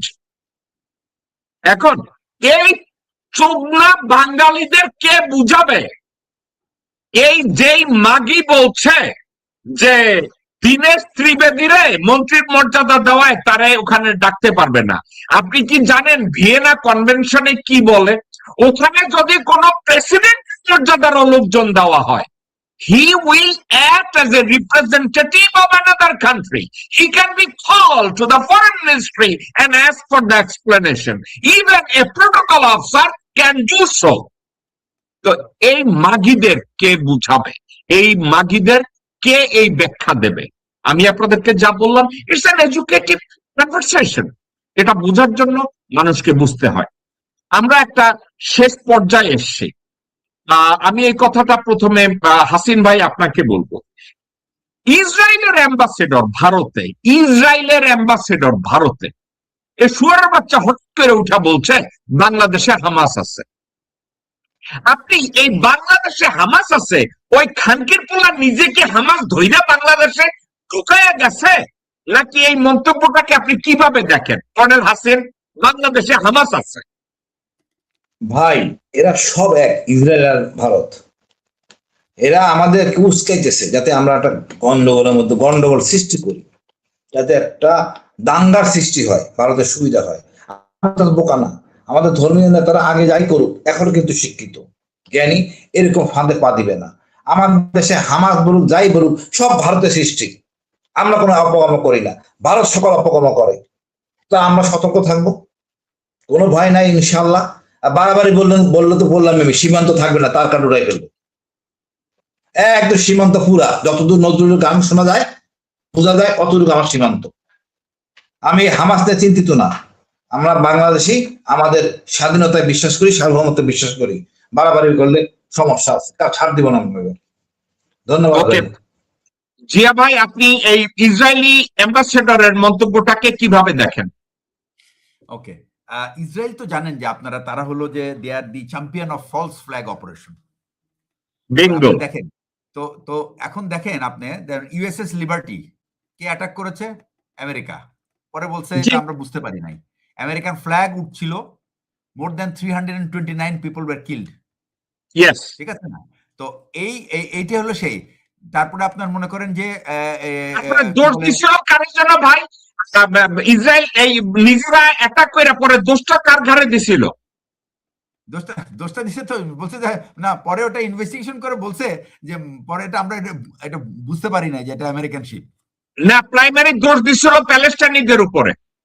আচ্ছা, ওইটা তো সবসময় তারাই, যেমন এবারও তারা কি করেছে, তারা অ্যাটাক করেছে হলো আপনার সৌদি আরবে করে, কিন্তু নাম দিছে হলো ইরান করছে এটা অ্যাটাক।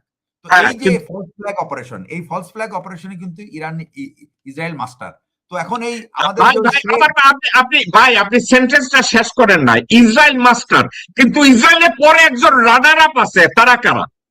তো সে তো তার তো ইসরায়েলের পাঁচাটা ওই যে আছে না, ফাদারল্যান্ড ছিল, মাদারল্যান্ড হয়েছে। আমি এটাই শুনতে চাইছিলাম ভাই আপনার মুখ থেকে।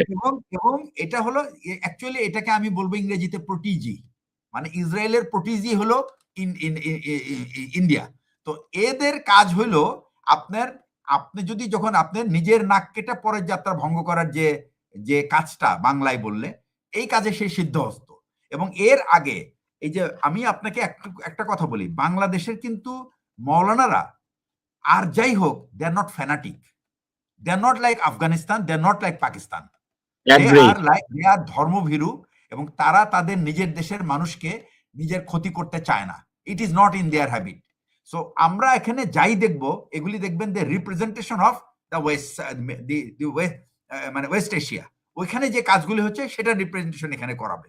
তো এখন প্রশ্নটা হচ্ছে, আমি এটার উপরে, এই খবরটার উপরে আমি ওই দিন একটা দিয়েছি, এইবার যদি গোয়েন্দারা ব্যর্থ হয় এটা আইডেন্টিফাই করতে, এইবার মানুষ আর অন্য কাউকে ধরবে না, এবার গোয়েন্দাদেরকে ধরবে। কারণ এই 15 বছরে যে নাটক আমরা দেখছি, সেই নাটকে কিন্তু আমরা এখন অভ্যস্ত, আর বাংলাদেশের মানুষ আর এই নাটক খায় না। সুতরাং ওই সালাউদ্দিন শোয়েব যে নাকি ব্রিডসের কি কাজ করে, ও তো হলো ইসরায়েলি সিটিজেনশিপ নিছে, সে তো ধর্ম ত্যাগ করেছে নাকি, সে এখন হলো জিউ। তো সে তো সার্ভ করবে এটা, এবং সে আবার বলে কি, সে দায়িত্ব নিয়ে বলে। কিসের দায়িত্ব? সে কি দায়িত্বটা কি যাকে দিছে এখানে হামাস হিসেবে অ্যাটাক করা, তার ব্রিফিং এর সময় কি সে হাজির ছিল নাকি? তা না হলে তো এত বড় কথা বলতে পারে না। একটা লোক কখন বলতে পারে যে আমি দায়িত্ব নিয়ে বলতে পারি যে হামাস অ্যাটাক করবে? বাংলাদেশে হামাস কেন, বাংলাদেশে আর কোনো সন্ত্রাসী হামলা কেউ করতে পারবে না, এবং এই নাটক করে। সুতরাং সব গোয়েন্দা সংস্থাদেরকে আমি বলতে চাই, আমার ভাই ব্রাদার যারা আছেন, দয়া করে keep your eyes and years open and do not allow anything to happen যার একটা মানুষের জন্য রক্ত না ঝরে।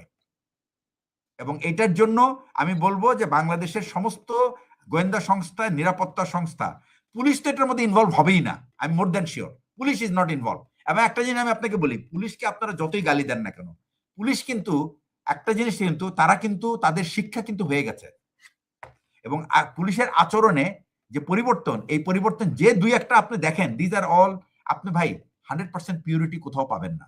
তবে পুলিশ কিন্তু এখন অনেক সেন্সিবল, এবং তারা একটা কিছু করার আগে, এবং আমি আপনাকে বলি, আমি দুই একজন মানে সুপারিনটেন্ডেন্ট অফ পুলিশকে চিনি যারা স্পষ্ট বলেছে যে স্যার, এখন যদি আমি কোনো অপরাধকে আমি অপরাধ না দেখি, nobody can force me to do any মামলা, কোনো মামলা আমি পারবো না, আমি বলে দিয়েছি। কারণ আমাদেরকে আপনারা টিস্যু পেপারের মতো ব্যবহার করেছেন, তার বক্তব্য আমি কোট আনকোট বলছি, পুলিশ আর রাজনীতিবিদদের টিস্যু পেপার মতো ব্যবহার হতে চায় না, এটাই তাদের স্পিরিট, এবং আমি তাদের এই স্পিরিটটাকে স্যালুট করি। তারা যদি শুধু এই তাদের স্পিরিটটা মনে রেখে মানুষের স্বার্থে কাজে লাগে, তাহলে আমি মনে করবো মানুষ পুলিশের ভাবমূর্তি ফিরবে, পুলিশের উপরে আস্থা মানুষ রাখবে। নেক্সট হচ্ছে, তাহলে কারা এটা করতে পারে? যাদেরকে দিয়ে করাই তো আগে, এই যে গত আপনার মনে করেন যে 15 বছরে আমরা যে দেখেছি, ভাই ওই নাটক আর হবে না, ওই মনিরুল ইসলাম পাবেন না, ওই আসাদুজ্জামানও পাবেন না, ওই আসাদুজ্জামানও থাকবে না, ওই মনিরুল ইসলামও নাই, দে আর অল গন, গেছে, এরা চলে গেছে। ওই তো আপনার ওই যে ওই হারুনও পাওয়া যাবে না, কি বলে ভাতের হোটেলের হারুন, আর ওই বিপ্লবও পাওয়া যাবে না। সুতরাং এরা সব গেছে। সুতরাং এখন নাটক করার কেউ নাই। এখন যারা আছে তারা যদি নাটক করে, তাহলে মানুষ কিন্তু এই নাটক ধরে পড়তে, মানুষ জানে, মানুষ কিভাবে জানে যে, এবং যে নাটক এটা কোথায় হয়, কিভাবে হয়, এবং কোথায় মঞ্চস্থ হয় এটাও জানে। সুতরাং এটা নিয়ে চিন্তা করার কোনো কারণ নাই যে হামাসের আর কোনো খায় দেয়া কাজ নাই যে বাংলাদেশে অ্যাটাক করবে। হামাসের জন্য বাংলাদেশের মানুষের যে দয়া, হামাসের প্রতি যে অত্যাচার গত 7 অক্টোবর 2023 সালের পরে থেকে হচ্ছে, সেটা শুধু বাংলাদেশ না রে ভাই, সারা বিশ্ব হামাসের পাশে দাঁড়াইছে। হামাস এখন কোথাও অ্যাটাক করার মতো তারা তাদের নিজের জন্মভূমি ফিরে পাওয়ার জন্য তারা ব্যস্ত। তারা অন্য কোথাও অ্যাটাক করার কোনো সুযোগ আছে? বললেই হলো। আর এই শোয়েব, সে কোত্থেকে খবর পাইছে? অ্যাকচুয়ালি শোয়েব যদি বাংলাদেশে থাকে, সে তো বাংলাদেশে নাই, তো সে তো আছে তেল আবিব, সে ওখান থেকে মারছে এই সিগন্যাল, সে তো এখানে থাকে না। ওকে, ঠিক আছে। আমি এবার হাসিন ভাই, হাসিন একটা কথা বলছে, আমি একটু ডিমত করি হাসিনের সাথে, যে ইন্ডিয়াতে যাইতে হবে কেন? ইন্ডিয়াতে আসলে আমার যাওয়া দরকার, তারেক সাহেবের যাই দেখা দরকার যে কে কে এই ইন্ডিয়ান লেসপেন্সার তার দলের মধ্যে আছে, এটা আইডেন্টিফাই করার জন্য যাওয়া উচিত, এটা বাইর করার জন্য ওনার যাওয়া উচিত, যে কোন কোন লেসপেন্সার, ইন্ডিয়ান লেসপেন্সার, ইন্ডিয়ান হারামখোর, ইন্ডিয়ার পয়সা খেয়ে যে বাংলাদেশের 12টা বাজাচ্ছে, এটা বের করার জন্য ওনার যাওয়া উচিত। ওকে, আমি একমত আপনার সাথে। ওকে, কর্নেল হাসিন, আপনি আমার এই দর্শকের কথাটার জবাব দিবেন। আপনি স্ক্রিনে দেখতে পাচ্ছেন, এই দর্শক জানতে চাচ্ছে ভারত কি আমাদের সাথে যুদ্ধে জড়াবে? যুদ্ধে জড়ানোর মতো রিসোর্স কি ভারতের আছে? এবং যদি জড়ায়, সেক্ষেত্রে আমরা বাংলাদেশিরা কিভাবে রিয়াক্ট করব? ভাই একটু বোঝার চেষ্টা করেন, আমি কেন ভারতের সাথে একা যুদ্ধ করব? আমার পাশে পাকিস্তান আছে, চীন আছে। এছাড়া এই পাকিস্তান চীন এই দুইটা প্রোটেকশন দিয়ে আমাদের যুদ্ধ করতে হবে। ও যুদ্ধ করতে গেলে ওর পশ্চিমবঙ্গ স্বাধীন হয়ে যাবে, 7 সিস্টার স্বাধীন হয়ে যাবে। ও তো মণিপুরি সামলাতে পারতেছে না, অন্যগুলিকে উত্তপ্ত হয়ে যাবে। আমি বললাম না, ঝামেলা করলে সীমান্ত উঠে ফেলবো, তার কাটা থাকবে না। আমরা তো সবাই এক ভাষায় কথা বলি, কোনোদিন আমার সাথে পারবে না। চীনের যে বর্ডার, সে বর্ডার তো ছেড়ে আসতে পারবে না ইন্ডিয়া, পাকিস্তানের বর্ডার ছেড়ে তো আসতে পারবে না, কাশ্মীর ছেড়ে আসতে পারবে না। তো কিসের মাথা মুন্ডে যুদ্ধ করবে? আর বাংলাদেশে তো ওদের মতো না, আমরা এক জাতির দেশ, পুরো 18 কোটি হলাম যোদ্ধা আমরা, মিনিমাম আমরা 1 কোটি মাস্টার করতে পারি যখন তখন। আমাদের সেনাবাহিনী আসতে হবে না, ওই জনগণ সীমান্ত সোজা করে দিবে। আমি মনে করি সবার জন্য সামরিক প্রশিক্ষণ বাধ্যতামূলক, এটা সরকার একটা উদ্যোগ নেওয়া উচিত। আস্তে আস্তে হোক, ডিভিশন পর্যায়ে আমাদের আত্মবিশ্বাস বাড়বে। আমাদের আসলে আত্মবিশ্বাস হারাই ফেলছি 15 বছরে। আমরা স্বাধীন মানুষ, এটা ভুলে গেছি। It will take some time, but এই সামরিক প্রশিক্ষণ আমাদেরকে অনেক উজ্জীবিত করবে, গর্বিত করবে। ইভেন ভাই আরেকটা জিনিস বলি আপনাকে, আমাদের একটা একাডেমি নাই যেখানে রাজনীতিবিদদের ঢুকবে, কিছু শিখবে। ওদের দেশপ্রেমের অভাব রাজনীতিবিদদের, আমাদের সমস্যা পড়তেছে। আমাদের তো জনগণ লাভ নাই, রাজনীতিবিদদের কোনো দেশপ্রেম নাই, জানেও না কেমন সমন্বিতি হয়, দেশটা কিভাবে রাখতে হবে, অর্থনীতি কি। এদের একটা একাডেমির মধ্যে পাস করা দরকার, 2 সপ্তাহ ট্রেনিং ওদের দরকার, নাইলে আমাদের বিপদ। এনারা মাথা যদি সমস্যা হয়, আসলে আমাদের অনেক কিছু করার আছে। এই জায়গাটায় আমি মনে করি রাজনীতিবিদদের একটা দর্শনটা এক লাইনে আসুক সবাই। আমরা সবাই তো মজলুম, এই 5 বছর আমাদের জন্য ইনাফ টাইম সোজায় দাঁড়াতে পারি। আমরা এই এলাকার শক্তিশালী হব, ভারতকে নিয়ে ভয় পাওয়ার কিছু নেই ভাই। আর যে মাসাল্লাহ আমাদের এই ফাইটার প্লেন গুলি চলে আসে, আপনি দেখতে পারবেন কত খেলা হয়। ইনশাল্লাহ আমরা আমাদের মর্যাদাপূর্ণ জায়গায় যাব। ওই America, Europe, first world country না, এটা শুনতে শুনতে আমরা ফেরা হয়ে গেছি। আমরা আমাদের দেশটাকে ফার্স্ট ওয়ার্ল্ড কান্ট্রি বানানোর চেষ্টা করব। একমাত্র পথ, টাকা পাচার বন্ধ করেন, সম্মানিত করি প্রবাসীদের, দেশ ঠিক হয়ে যাবে। আর খুব অল্প খরচে আমরা দক্ষ শ্রমিক বিদেশে পাঠাই, আর দরকার নেই তো। আমরা ব্যবসা, এটাই বড় ব্যবসা আমাদের জন্য। দক্ষ শ্রমিক করবো, বিদেশে পাঠাবো। সেনাবাহিনী যদি পাঠাতে পারে, 80% টাকা রাষ্ট্র নিয়ে নিবে, ডলার আসবে, আমার কাঁচা টাকা দিয়ে বিদেশে পাঠাবো একেবারে কেন্দ্রীয় ভাবে লটারির মাধ্যমে। দেখবেন এর চেয়ে বড় ইনভেস্টমেন্ট কিছু হইতে পারে না। টাকাটা জনগণের জন্য করেন, সে নিজে উপকৃত হবে, দেশ উপকৃত হবে, পুরো দেশ সিঙ্গাপুরের মতো হয়ে যাবে, এবং আমরা সত্যি একটা কাঙ্ক্ষিত জায়গায় পৌঁছবো। ধন্যবাদ ভাই। যে ভাই আমি চাচ্ছি আপনি আপনার মতো করে আমার এই দর্শকের প্রশ্নটার জবাব দিবেন। আচ্ছা, প্রথম কথা হলো যে আলোকে উনি জানতে চেয়েছেন যে ভারত যুদ্ধের সাথে জড়াবে কিনা। আমি আপনাদেরকে একটা কথা বলি, বাংলাদেশে এখন যে ভারতের ব্যাপারে বাংলাদেশের সাধারণ মানুষের যে মনোভাব, সেটা কিন্তু আপনার প্রতিদিন এই পুশিনের সময় যখন এলাকাবাসীকে দেখেন লাঠি শুটা নিয়ে তারা দাঁড়িয়ে আছে যেন একটা লোক কেউ ঢুকতে না পারে বিজিবির পাশে, এটাই কিন্তু সেন্টিমেন্ট। এই সেন্টিমেন্টকে আপনি কোন রকম অনুপ্রবেশকারী, অর্থাৎ এই যে এজেন্ট মেজেন্ট যা দিয়ে, এগুলি দিয়ে কিছুই করতে পারবেন না আপনি। You cannot control this spirit. Second, Bangladesh হচ্ছে দি লার্জেস্ট, বাংলাদেশ একটা কান্ট্রি সারা বিশ্বের মধ্যে যার কাছে লার্জেস্ট আপনার অক্সিলারি ফোর্স আছে, লার্জেস্ট অ্যামাউন্ট, এবং এটা প্রেসিডেন্ট জিয়াউর রহমানের তৈরি করা। 10.6 মিলিয়ন, 10.6 মিলিয়ন অর্থাৎ 1,60,00,000 আমাদের আনসার, যাদেরকে ট্রেনিং করানো হয়েছে এবং তারা ট্রেনিং করানোর পরে তাদের স্বাভাবিক জীবনে ফেরত গেছে। 6 মাসের ট্রেনিং করা আছে তাদের। এই লোকগুলিকে আমরা ইনস্ট্যান্টলি আমরা কনভার্ট করে ফেলতে পারবো বাংলাদেশ সেনাবাহিনীর যে সদস্য, বিজিবি মিলে, এবং এটা মিলে বাংলাদেশের তখন অস্ত্রধারী যোদ্ধার সংখ্যা হয়ে দাঁড়াবে প্রায় 2 কোটির কাছাকাছি। আপনি এই 2 কোটি লোককে ফেস করার জন্য নর্মাল হিসাবেও যদি আমি বলি 6 কোটি আর্মি লাগবে, 1:3। আর আপনি জানেন তো যে Bangladesh is not going to fight A conventional battle. Bangladesh জানে বাংলাদেশকে টিকিয়ে রাখতে হলে বাংলাদেশকে কিভাবে যুদ্ধ করতে হবে। এবং ভারত শুধু তাই না, ভারত তো শুধু বাংলাদেশ আক্রমণ করলে অ্যাকচুয়ালি এই যুদ্ধটা সারা ভারতে ছড়িয়ে পড়বে। সুতরাং এই জিনিসটা ভারত খুব ভালো করে জানে, কারণ এইসব তার কাটা মারকাটা তখন আর কোনো কাজে দিবে না।